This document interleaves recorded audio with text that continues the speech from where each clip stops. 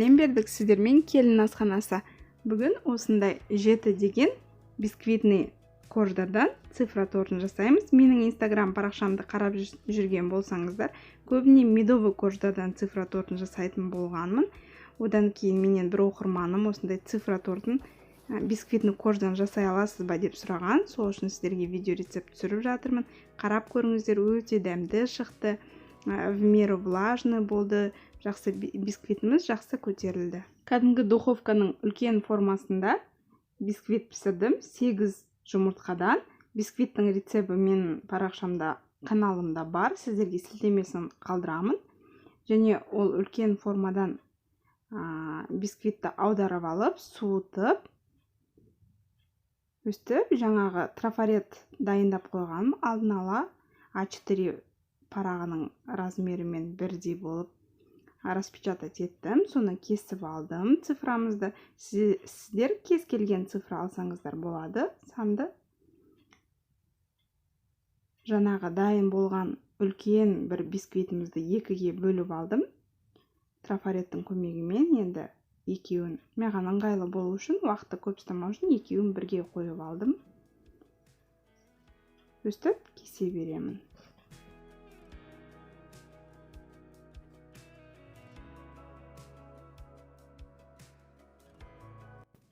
Артылған кусочектардан, тілімдерден үшінші цифраны жасаймын.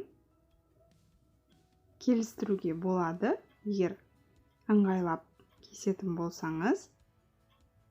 Және бізде 3 қатар болады, соның ортасына қойып жібереміз. Содан кейін бізде кесілген сызықтары білінбей қалады. Бәрін кесіп болған соң крем-чиз дайындаймыз сливкиден.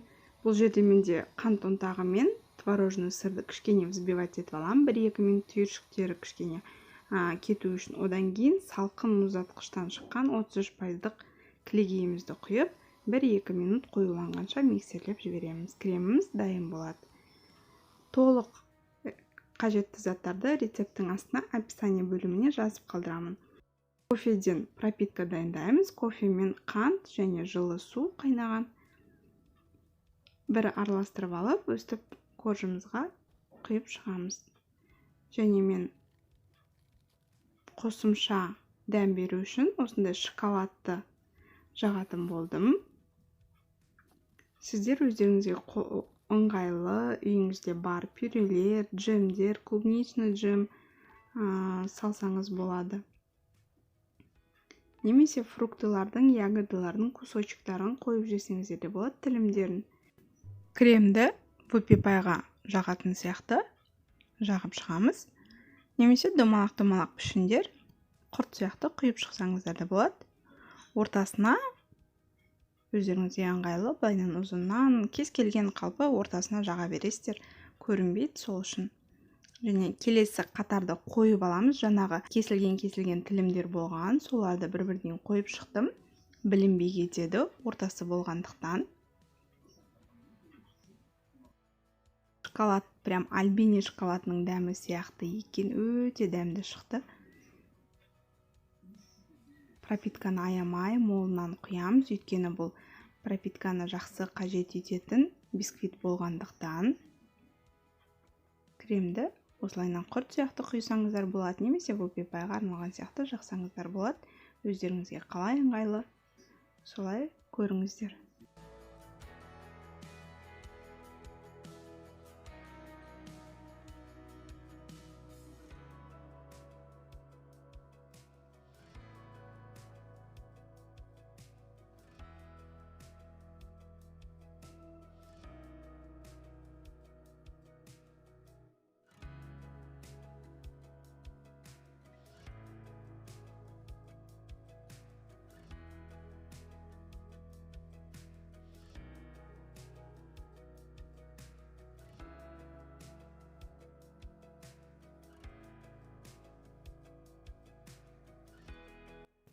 Байқасаңыздар, бисквитіміз өте жұмсақ, үлбіреп тұр.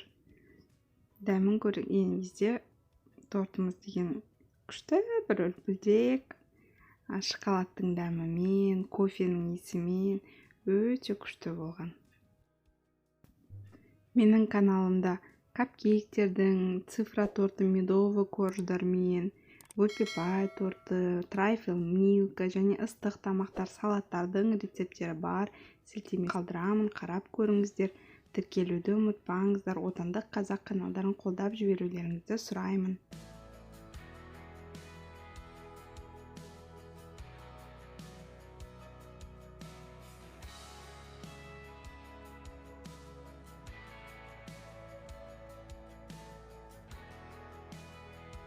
Үшінші қатарды жинап болып қалдық.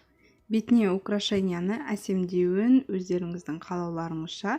Біз өзімізге үйге жасағандықтан үйдегі бар печеньеларды, медовый корждардан печенье болған, шоколадный шарик болған, соны қоя салдым. Клубника, черника, голубикалар қойсаңыз да өте әдемі көрінеді. Шоколадтың тілімдерін қойсаңыздар да болады. Бисквитный сан тортымыз дайын, өте дәмді болған. Иісін айтсаңыз, шоколадтың иісі бұрқыраған. Сөзбен айтып жеткізу мүмкін емес. Тортым өте қатты ұнады осы жолы маған.